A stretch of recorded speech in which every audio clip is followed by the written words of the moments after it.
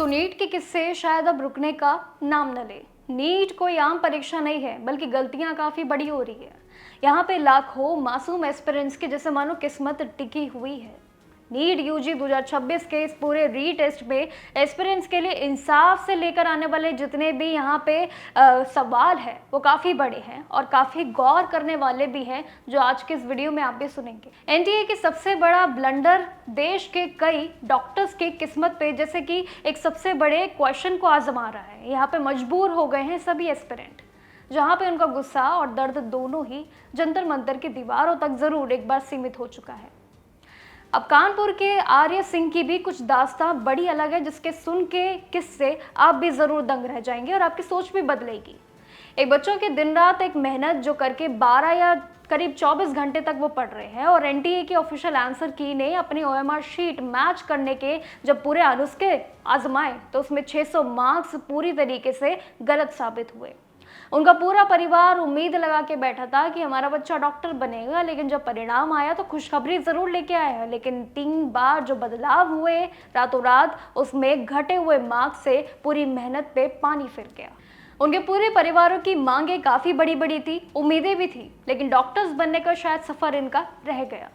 Portal खुलते ही पहले 540 number दिखा और सिर्फ महज 2 घंटे में बिना किसी वजह के वो स्कोर रातों रात घट के 167 रह जाता है।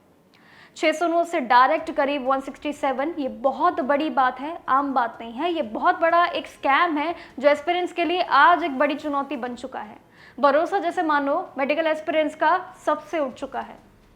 अब आर्य और उनके पिता राकेश सिंह अब पूरे इस मामले की जांच करने में जुट चुके हैं और सारे सबूतों के साथ जंतर मंतर के प्रदर्शन में भी जरूर शामिल हुए थे और उन्होंने अपनी मांगे भी काफी रखी। अब प्रधानमंत्री अगर देखे शिक्षा धर्मेंद्र प्रधान पे जरूर यहाँ पे सवाल खड़े किए जा रहे हैं, इंसाफ की मांगे भी जरूर तेज हो गई है। दर्द सिर्फ आर्य का नहीं, बल्कि ऐसे ही लखनऊ के प्रतिभा त्रिवेदी ने भी जरूर अपनी ओएमआर शीट से चेक करके 640 मार्क्स एक्सपेक्ट किए थे, लेकिन उनके साथ भी यही स्कैम हुआ। जब उनका फाइनल रिपोर्ट कार्ड आया तो उनके हाथों में महज करीब 38 मार्क्स ही स्कोर उनके हाथों में थमा दिए, सबसे कम स्कोर। अब प्रतिभा ने 3 बार एनटीए को मेल भी किया, लेकिन कोई जवाब नहीं है और बदले में उन्हें सिर्फ खामोशी मिल रही है। इन सारे बड़े सवाल के बीच यहाँ पे बच्चों के दुख के सुनने के जितने भी किस्से हैं वो काफ़ी अलग अलग हैं और सुनने में ज़रूर रोंगटे खड़े करते हैं। एनटीए के पूरे ब्लंडर की कहानियाँ जैसे मानो लाइनों की तरह बढ़ती चली जा रही है और उनकी ओएमआर शीट के किस्से भी शायद आपने अब सुन लिए हैं। फेक और एआई जितने भी तरीके से ये डेटा रिवील किया गया है, ये पूरी तरीके से गलत है। सबसे बड़ा सवाल कि बीच में आकर हेरा फेरी कैसे जो 3 बार स्कोर बदला गया है, ऐसा क्यों? अब गुस्से में सवाल काफी उठाए जा रहे हैं। उनकी शीट भी जरूर सामने प्रूफ के साथ आ गई है। एनटीए की असली ओएमआर शीट की कहानी दिलचस्प तो जरूर है, लेकिन यहाँ पे लड़ाई सिर्फ मार्क्स की नहीं, बल्कि सिस्टम के खिलाफ कोर्ट में लड़ी जाने वाले पूरे किस्से की है, जो काफी एक अलग अलग बयां दर्ज करते हैं। एक अलग अलग किस्से जो आने वाले हर एक मेडिकल एस्पिरेंट्स के लिए सबसे बड़ी चुनौती होगी और उनके लिए आने वाले फ्यूचर के लिए सबसे बड़ा एक धब्बा होगा, जो शायद आगे वो कभी सफर पार ही ना कर पाए।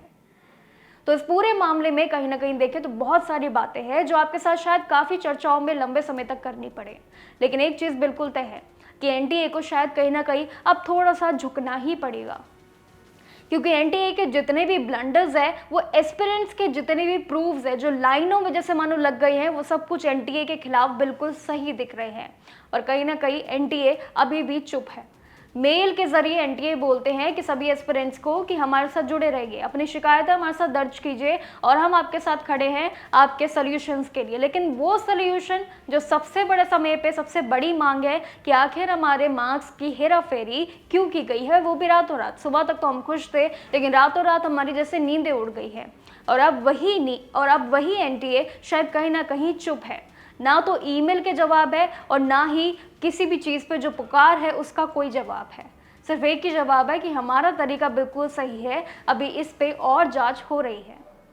अभी तक सीबीआई जुटा हुआ है नीट एस्पिरेंट्स के पीछे, जो भी पेपर लीक के मामले थे उस पर कई गिरफ्तारियां हो रही है, लेकिन अब इसके बाद एक और बड़ा चीज़ जो दोबारा एक सबसे बड़ी समस्या मेडिकल एस्पिरेंट्स के लिए खड़ी हो गई है।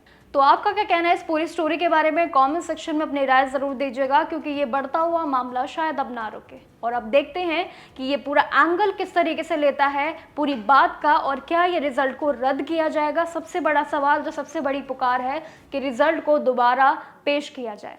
ये देखना बाकी होगा कि इतने बड़े सिस्टम पे क्या ये दबदबा जरूर चलेगा। कमेंट सेक्शन में अपनी राय जरूर दीजिएगा और बाकी जानकारियों के लिए देखते रहिएगा जागरण जोश।